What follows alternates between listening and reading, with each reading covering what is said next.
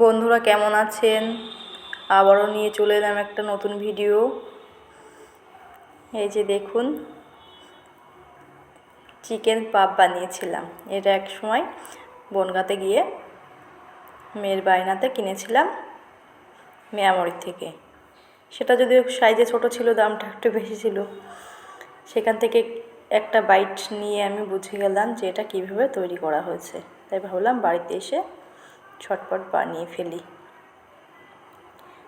East সঙ্গে করে নিয়ে এসেছিলাম, সঙ্গে ময়দা আর লবণ চিনি দিয়ে একসাথে ইস্ট দিয়ে একটু হালকা গরম জল করে সেটাতে বেশ ভালো করে ময়দাটাকে হালকা গরম জল দিয়ে মেখে নিয়েছিলাম। আর ওই সব উপকরণগুলো দিয়ে বারবার একটু বেশ হাতে ঘষে নিয়ে যেইভাবে আটকে রেখে দিলাম তেল মাখিয়ে।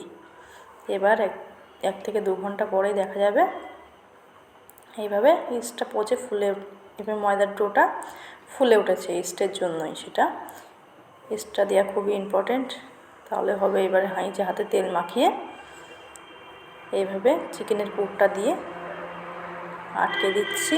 এই চিকেনের পুরটা কীভাবে বানালাম সেটাই দেখাবো। চিকেনটাকে ম্যারিনেট করে নেব, তার জন্য পেঁয়াজ রসুনের পেস্ট দিলাম। আপনারা চাইলে পেঁয়াজ রসুন বাটা করে বাড়িতে দিতে পারেন, আমি প্যাকেট কিনে নিয়েছিলাম। সঙ্গে গোলমরিচ গুঁড়ো, soya sauce, vinegar, red chilli sauce, কেওড়া জল, এগুলো দিয়ে একসাথে, আর লবণ, লঙ্কা গুঁড়ো, আদা বাটা, পেঁয়াজ রসুন আদা যেগুলো একসাথে বেশ ভালো করে ম্যারিনেট করে নিয়েছিলাম। সঙ্গে একটু টমেটো সস দিয়েছিলাম। আমি ম্যারিনেট করে নিয়ে 1 ঘন্টা রেখে এবার বাটার দিয়ে সাদা তেলের মধ্যে বাটার দিয়ে তার সাথে পেঁয়াজ রসুন আদা কুচি এবার দিয়ে দিলাম। দিয়ে সে ম্যারিনেট করা চিকেনটা দিলাম, আর সঙ্গে একটু ক্যাপসিকাম আর টমেটো দিয়েছিলাম। আর সেই সসগুলো অল্প অল্প দিয়ে এই যে নাড়াচাড়া করতে অল্পতেই বেশ সিদ্ধ হয়ে যায়। আর দিয়েছিলাম সঙ্গে বিরিয়ানি মশলা, যেটা সবথেকে টেস্টটা বেশি আসে। সব কিছুর সাথে তো আসেই, সঙ্গে বিরিয়ানি মশলাটা দিলেও আরও ভালো টেস্ট আসে। এটা আমার ঘরে তৈরি করা মশলা, আমি সবসময় বানিয়ে রেখে দিই, কখন কোনটাই লাগে অল্প অল্প দিয়ে দিই। অনেক দিন পর্যন্তই ভালো থাকে এটা বাড়িতে বানিয়ে রাখলে। এবার এই ডোটাতে অল্প ঠান্ডা হয়ে গেলে আস্তে আস্তে এই যে বানিয়ে রাখলাম, তবে এটাতে ময়দা কোটিং করে রাখতে হবে। তেলটা মাখিয়ে রেখেছিলাম, তেলটার জন্য লেগে যাচ্ছিলো, সমস্যাও হচ্ছিলো।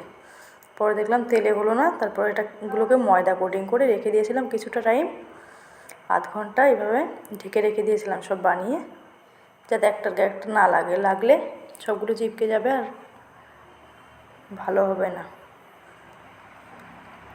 ফুলে বড় হয়ে যাবে।